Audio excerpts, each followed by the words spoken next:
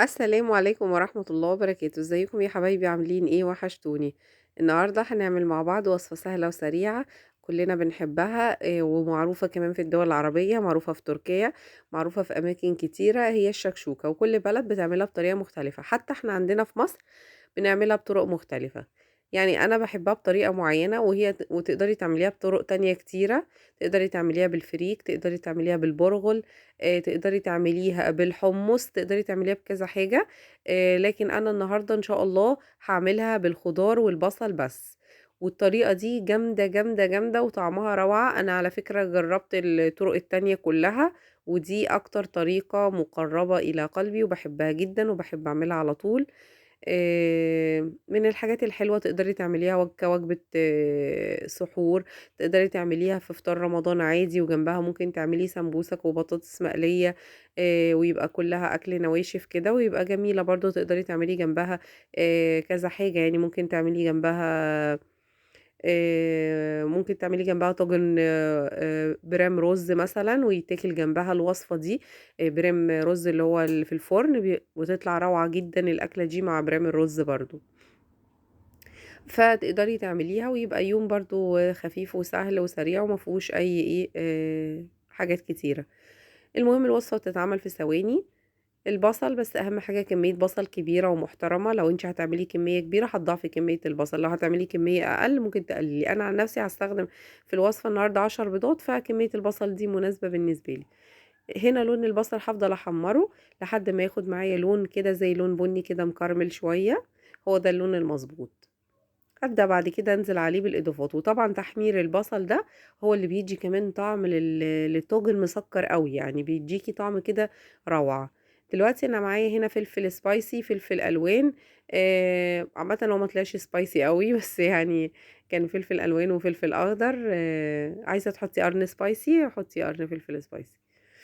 هنا قلبت الكلام الجامد ده كله مع بعضه. هنزل هنا بالفلفل الاسود، ابهر يعني. والشكشوكة ما بتاخدش غير فلفل اسود بس. عايزة تحط لها نص معلقة من السبع بهارات. عايزة تحط لها بتاع ده كمون كزبرة، دي حاجة ترجع لك، لكن انا الصراحة بحبها هي بملح وفلفل اسود وبس، بتبقى روعة روعة روعة.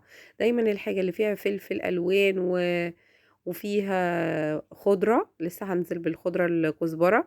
مش بحب اكتر لها التوابل قوي عشان احس بطعم الخضرة واحس بطعم الفلفل واحس بطعم كل حاجة. يعني التوابل طبعا بتاخد شوية وبتغير الطعم شوية. لو في الوصفة دي فيها فراخ بحب احط فيها توابل كتيرة لان انا بحب الفراخ متبهرة زي ما قلت لكم قبل كده. انا نزلت دلوقتي هنا بالطماطم كمان.